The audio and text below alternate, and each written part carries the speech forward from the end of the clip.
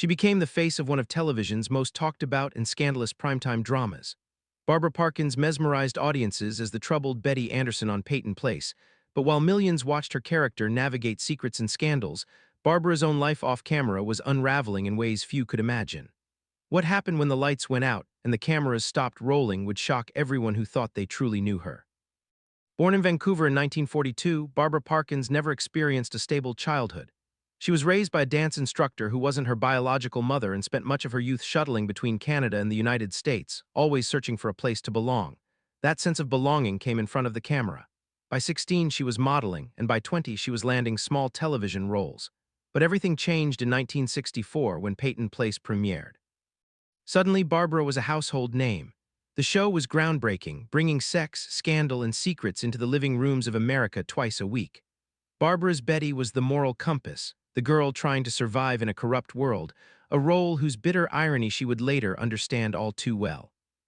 Fame arrived at lightning speed. By 1967, Barbara was one of the most recognizable faces on television, commanding thousands per episode. She dated Elvis Presley, mingled with Warren Beatty, and was cast in Valley of the Dolls, the film adaptation of Jacqueline Susann's controversial novel about the dark side of fame. Barbara played Ann Wells, the innocent young woman corrupted by Hollywood, a story that mirrored her own life in ways she couldn't yet see. The movie was panned by critics but became a cult classic, cementing her as a star.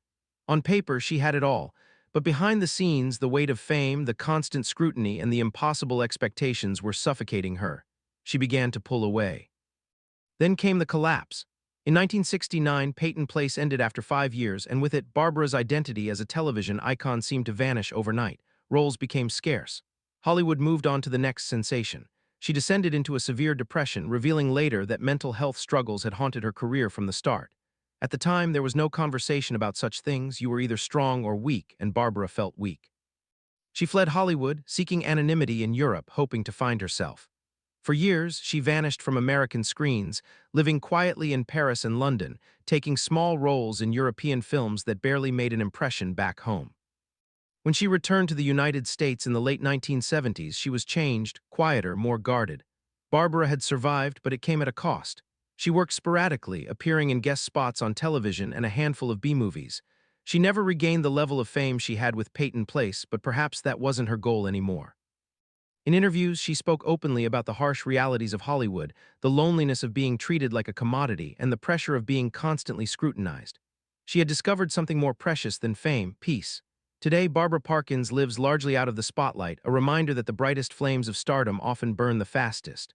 Her story isn't just about the heights she reached, it's about the hardships she endured and survived.